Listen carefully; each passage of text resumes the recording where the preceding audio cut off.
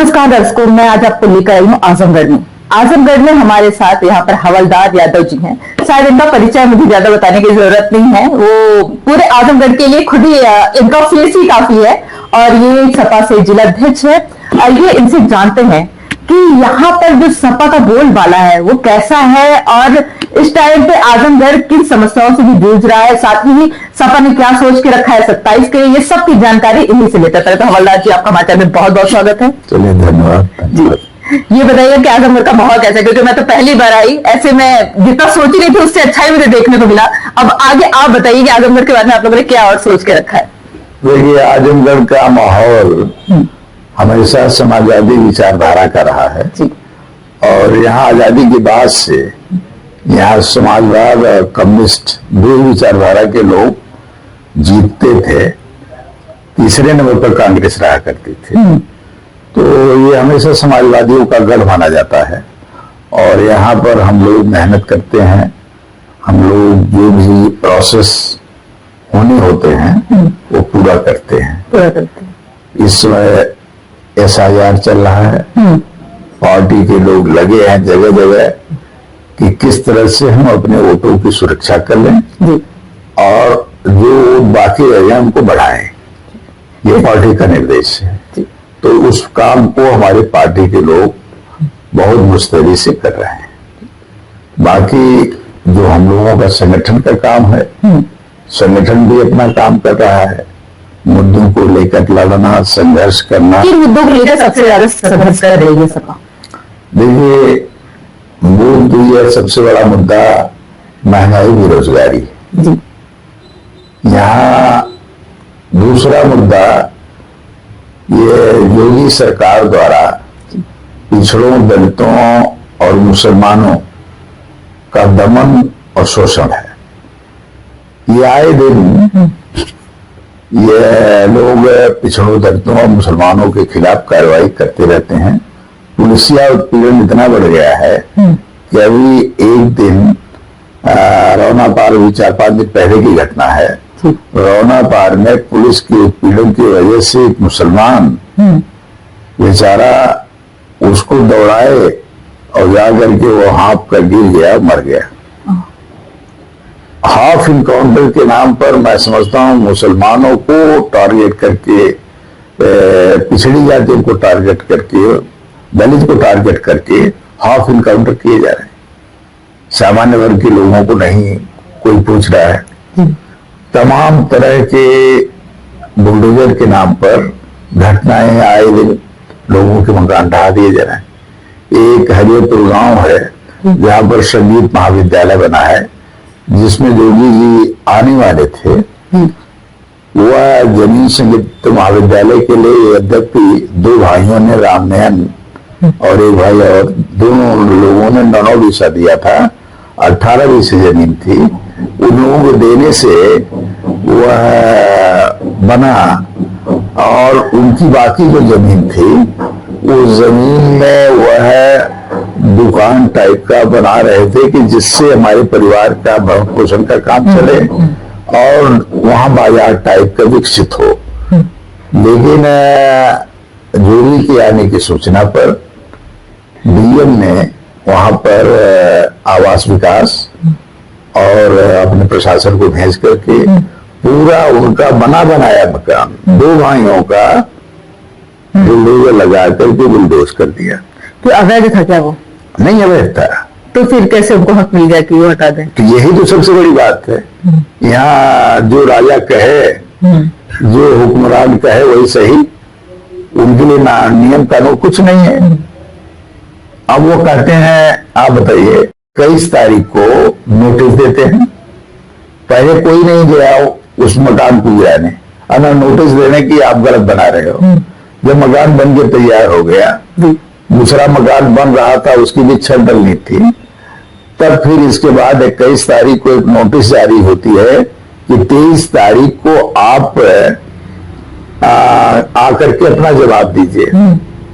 और 23 तारीख को बगैर उनको सुने सुबह 4 बजे बुलडोजर लगा दिया गया, बगैर कोई सुनवाई की।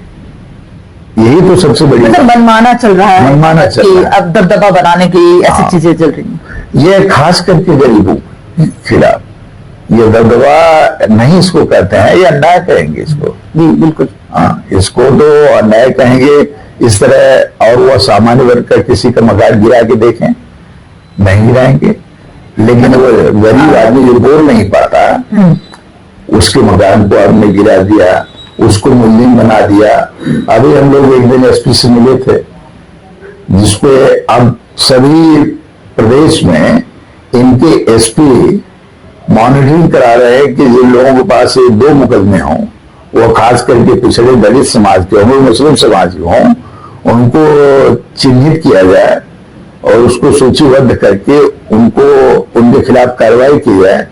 चुनाव आने के बाद उनके ऊपर गुंडा एक्ट लगा दिया जाए, तो जिससे वो भाग न ले सकें।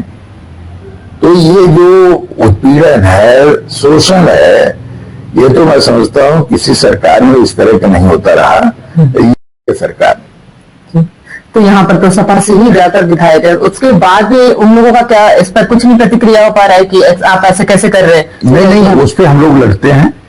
ये इसी के कारण यहाँ आप समझ लीजिए वो लोग कदम फूंक फूंक के रखते हैं। अगर समाजवादी पार्टी न रहे तो यहाँ पर वो मनमाना गरीबों मुसलमानों को एक लाइन में खड़े करके गोली मार दें, उनका बस चल। अंग्रेजों वाला शासन। हाँ, अंग्रेजों वाला शासन। मुसलमान को तो जैसे मालूम पड़ रहा है कि वो दूसरे देश का समझ रहे हैं। भाई मुसलमान हमारे ही देश का है। जी जी बिल्कुल, जो मुसलमान अपने भारत के हैं वो भारतवासी ही हैं। जी, तो मतलब एक तरीके से कहा जाता था कि आजमगढ़ में हिंदू मुस्लिम भी चल रहा है, साथ ही यहाँ पे दलित और पिछड़े वर्ग को भी सताया जा रहा है। हाँ। तो अब क्या लगता है 27 में बदलाव हो गया तो ये चीजें अब फिर खत्म हो जाएंगी यहाँ पर? ये बिल्कुल 27 में अगर बदलाव हुआ, समाजवादी पार्टी की सरकार बनी, तो कोई अन्याय नहीं करने पाएगा, कोई दमन नहीं करेगा और सबको समान नजर से देखा जाएगा, सबके समान कानून होगा। ये नहीं है कि अगरों के लिए अलग, पिछड़ों के लिए अलग, दलितों के लिए, मुसलमानों, ये सबके लिए बराबर। हमने इस बार कुछ सोच के रखा है कि 27 में हम जिसको टिकट देंगे उसमें सबसे खास बात क्या होनी चाहिए? देखिए, वो सर्वे हो रहा है। सर्वे होगा पहले। सर्वे हो रहा है। अच्छा।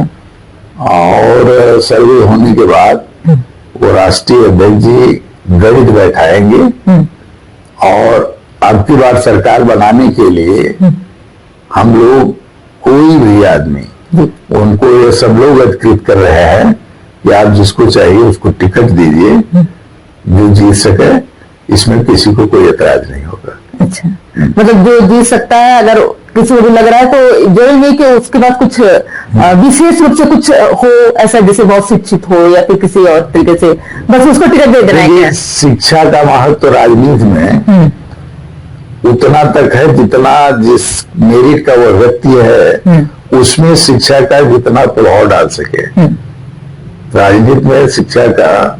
और ये निश्चित तौर पर ऐसे लोगों को टिकट मिलेगा जो सामाजिक न्याय की अवधारणा, जो पीडीए की अवधारणा है, उसके मुताबिक वो रहे।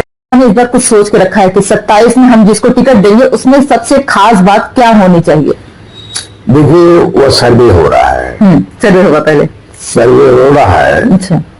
और सर्वे होने के बाद वो राष्ट्रीय अध्यक्ष जी गणित बैठाएंगे और अब की बार सरकार बनाने के लिए हम लोग कोई भी आदमी उनको ये सब लोग अधिकृत कर रहे हैं कि आप जिसको चाहिए उसको टिकट दीजिए, जो जीत सके, इसमें किसी को कोई एतराज नहीं होगा। अच्छा, मतलब जो जीत सकता है, अगर किसी को भी लग रहा है तो जरूरी नहीं कि उसके बाद कुछ विशेष रूप से कुछ हो ऐसा, जैसे बहुत शिक्षित हो या फिर किसी और तरीके से, बस उसको टिकट दे देना है। शिक्षा का महत्व राजनीति में उतना तक है जितना जिस मेरिट का वो व्यक्ति है उसमें शिक्षा का जितना प्रभाव डाल सके राजनीति में शिक्षा का।